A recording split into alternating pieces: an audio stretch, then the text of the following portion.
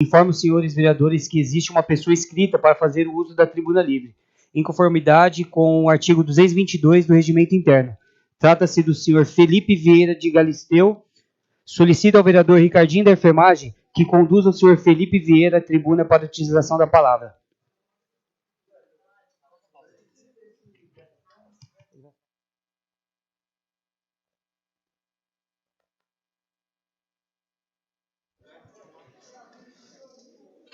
Senhor Felipe, uma boa tarde. O senhor dispõe de 15 minutos de acordo com o artigo 225 do Regimento Interno desta Casa e deverá se ater ao assunto para o qual se inscreveu, ou seja, Lei Complementar 173, Reforma Administrativa e o impacto negativo para o funcionalismo público para a população em Mauá.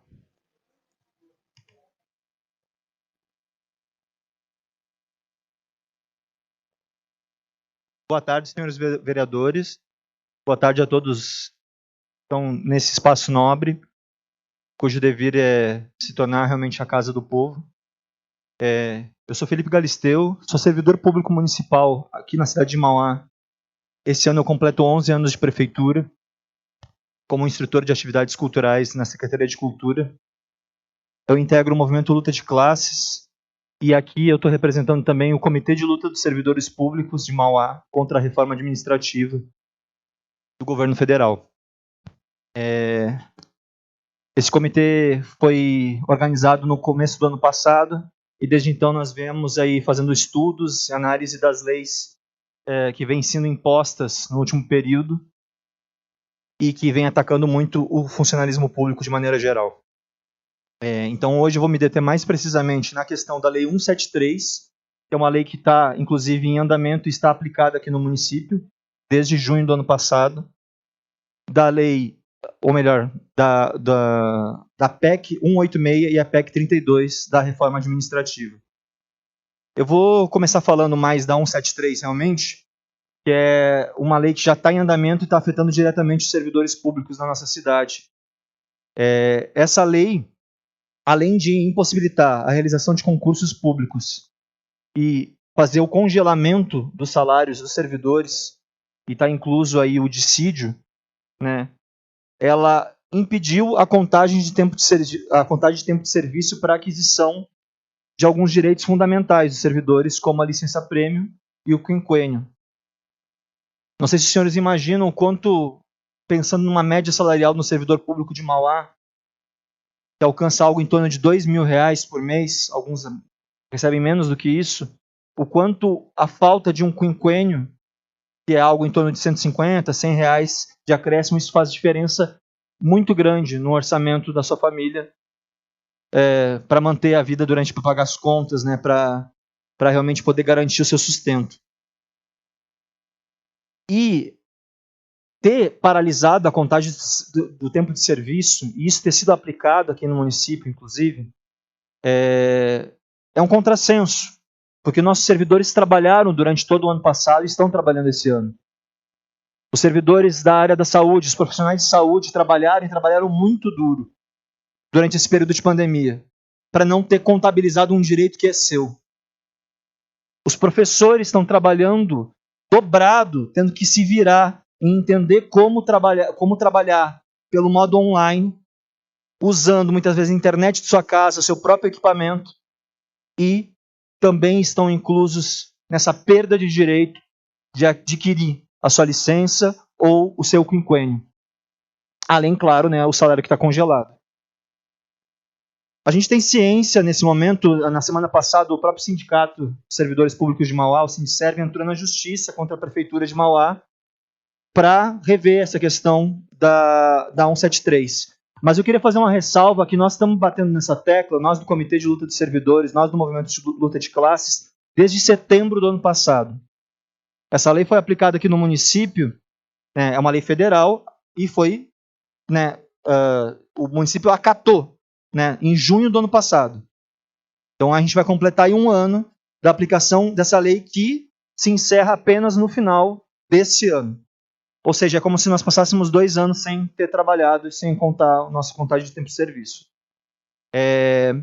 Então nós estamos desde setembro do ano passado insistindo, indo no sindicato, cobrando alguma posição, e finalmente, agora na semana passada, eles resolveram se posicionar e entraram na justiça. Mas a gente acha que isso não é um problema que se resolve só no nível judicial. É uma questão de discussão de interesse político da própria cidade, dessa Câmara e da Prefeitura. Né?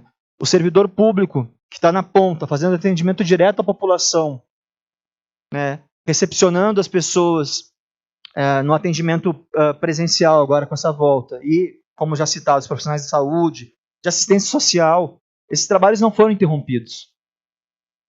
Então é absurdo que essa lei esteja em andamento, inclusive no STF. Agora, no final de abril, essa lei foi considerada constitucional. Eu vou citar, inclusive, aqui como o STF colocou a questão.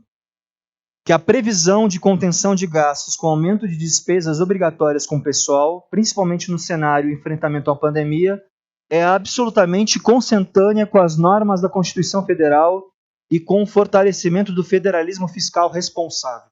E aí deve ser fácil falar em federalismo fiscal responsável no alto de salários astronômicos, nababescos, 20 vezes maiores do que uma média salarial de um servidor público. Deve ser fácil falar em ajuste fiscal. Né? E aí dentro disso ainda, nós temos em andamento a Lei 186, foi também aprovada recentemente na Câmara e no Senado. Essa lei já estava em andamento desde 2019 e que agora ela foi colocada como uma PEC emergencial. Isso não é verdade. Na verdade, usaram como subterfúgio a questão do auxílio emergencial atrelado a esse ajuste fiscal. E o que esse ajuste fiscal nada mais é, no final das contas? É destinar o recurso público, o dinheiro público, em vez de investir em serviços e no funcionalismo e no funcionamento do Estado brasileiro, deixar isso na mão da iniciativa privada para pagar título de dívida pública, para manter na mão dos banqueiros e dos rentistas no nosso país. É isso que, na prática, essa lei aplica. Inclusive, e aí falando em esfera municipal, e aqui isso afeta diretamente nós servidores aqui da Prefeitura, essa lei estabelece o congelamento total de salários por parte do chefe do Executivo, a partir do momento em que o orçamento do município estourar em 85% os gastos. Então é importante lembrar, né, que o Estado, o município, enfim, serviço público, ele não é uma empresa. Ele serve para garantir direito dos nossos cidadãos. A gente que é servidor público está na ponta, na linha de frente, para fazer esse serviço, para fazer as políticas públicas que os senhores, inclusive, decidem através de leis. Nós colocamos isso em prática, nós que somos servidores públicos. Então é necessário, né, esse entendimento dessa situação e que a gente abrace essa causa. Parece que a gente, em esfera municipal, não pode cuidar disso. Mas, repito, a decisão em relação ao 86 parte do próprio Executivo. Então, existe esse espaço aqui da gente discutir isso em esfera municipal. Por último, eu queria falar sobre a questão da própria PEC 3220, que é da reforma administrativa. Essa ainda não foi votada, mas está em andamento. E essa, na base, né, ela extingue o regime jurídico único, acaba com a estabilidade do funcionalismo público e cria em seu lugar 5 tipos de carreiras. Desses 5 carreiras, somente quem se enquadra nos cargos típicos de Estado, ou seja, aqueles que pertencem a Forças Armadas, ao Legislativo ou ao Judiciário, poderão ter estabilidade, os demais não. Ou seja, professor não tem estabilidade. Servidor do administrativo, sem estabilidade. Profissional da saúde, sem estabilidade. Os demais cargos, esses que eu acabei de citar, inclusive, são de vínculo de experiência por prazo indeterminado, vínculo por prazo determinado e liderança e assessoramento. Todos sem estabilidade. Também acabam promoções, progressões por tempo de serviço. Qual é o resultado que a gente vai ter desse processo? É a desestruturação completa, né, e a precarização absoluta do serviço público no nosso país. Vai ser possível, sem essa estabilidade, substituir né, o papel do Estado e entregando isso definitivamente na mão da iniciativa privada. A gente já sofre esse processo de terceirização, de precarização de serviços. A gente vê aí muito os casos das OS mesmo. Enfim, de maneira geral, essa terceirização já acontece. Com essa reforma administrativa, isso vai se potencializar. E, ao contrário do que foi divulgado pelo governo e pela grande mídia, isso afeta, sim, os servidores que já estão trabalhando, né? Não é uma questão futura, é uma questão que afeta a gente diretamente agora, né? A questão da estabilidade, pois será implementada a figura da demissão por insuficiência de desempenho, que será, inclusive, analisada pelos ocupantes de cargos de liderança e assessoramento, e que, vejam vocês, serão cargos indicados pelo governo. Ou seja, na prática, o que isso representa? O servidor de carreira vai ter que acatar de cabeça baixa, não vai poder tecer críticas ou fazer denúncias caso perceba irregularidades por parte de qualquer governo, já que ele está sobre fogo cruzado do próprio, né, daquele que está hoje no governo. Então isso possibilita o aumento de fraudes, corrupção, enfim, etc. E aí estou trazendo todos esses pontos e é importante a gente pensar assim, né, que muitas vezes a gente não acha, mas nós no município nós podemos decidir o quê? E a gente tem algumas questões que eu trouxe aqui hoje que podem ser muito bem aplicáveis aqui, tanto pela esfera executiva quanto do legislativo.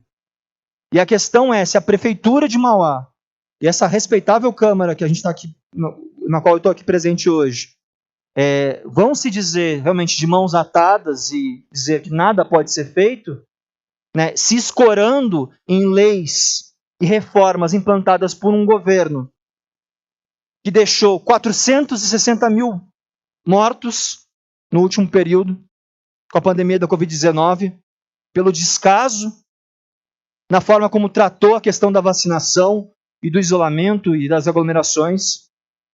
Se a gente vai compactuar com isso aqui na Prefeitura de Mauá, a gente vai compactuar com essa implementação da 173, vamos compactuar com a 186 e vamos dizer que a PEC 32 é isso, é uma decisão do governo Bolsonaro, do ministro Paulo Guedes, e nós nada podemos fazer na esfera municipal. Ou a gente vai ter o mínimo de vontade política e coragem para fazer um posicionamento verdadeiro contra esses crimes infligidos contra o serviço público nacional. Então, dessa forma, a gente acredita que, é necessário anular, desde já, os efeitos da Lei 173 sobre os servidores do nosso município, de maneira retroativa, contando o nosso tempo de serviço em meio à pandemia, mantendo dessa forma nossos direitos e respeitando a própria legislação e autonomia do município. 2, que a atual gestão da Prefeitura se comprometa a não acionar os mecanismos de contenção dos gastos propostos na PEC 186, tendo em vista que essa implementação dependerá apenas dos atos do chefe do Executivo e com vigência imediata. E o comprometimento dessa Câmara de Vereadores, é o que a gente pede, para garantir e fiscalizar sobre o Executivo Municipal em torno desse tema, e assegurando assim que os servidores não percam mais direitos aí, não sofram com congelamento de salários. 3, que os respeitáveis membros dessa Câmara, que têm seus devidos partidos políticos, né, que possam dialogar com seus dirigentes partidários, deputados, senadores, que estão lá em Brasília e que podem aprovar a qualquer momento essa PEC 32 e que a gente impeça que aconteça essa aprovação e a destruição do serviço público no nosso país. E por último, e aí um pedido também, em relação, a gente sabe que está em andamento também uma reforma de nível municipal. Certamente não é nem comparável em termos de veneno que é a reforma do governo Bolsonaro e do Paulo Guedes. Mas a gente gostaria muito que essa reforma administrativa que está sendo discutida no nível municipal fosse debatida com os servidores, porque a federal não foi. Que fosse debatida com as nossas entidades sindicais, com esse comitê de servidores que está aqui presente na tarde de hoje, que fosse debatido com um representante de cada secretaria, porque as realidades de cada secretaria são diferentes. Vocês podem ir em qualquer espaço público aqui, a gente vê servidor, às vezes, numa condição precária, não tem um lugar para e fica isolado num espaço aqui descentralizado muitas vezes, está lá sozinho, a portas fechadas com medo de que o espaço seja invadido a qualquer momento. Um local que não tem a mínima condição de recepcionar as pessoas. Essa é a condição geral do servidor público na nossa cidade. E ele precisa ser respeitado.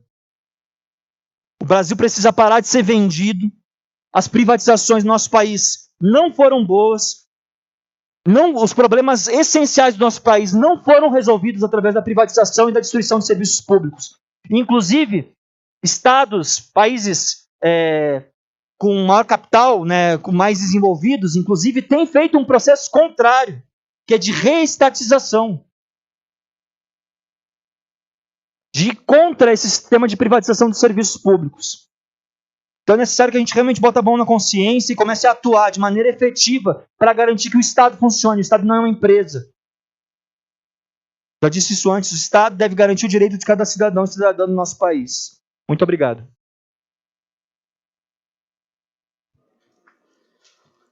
Quero agradecer a presença do senhor Felipe. Muito obrigado pela fala, muito importante. Declaro encerrado o horário destinado à Tribuna Livre.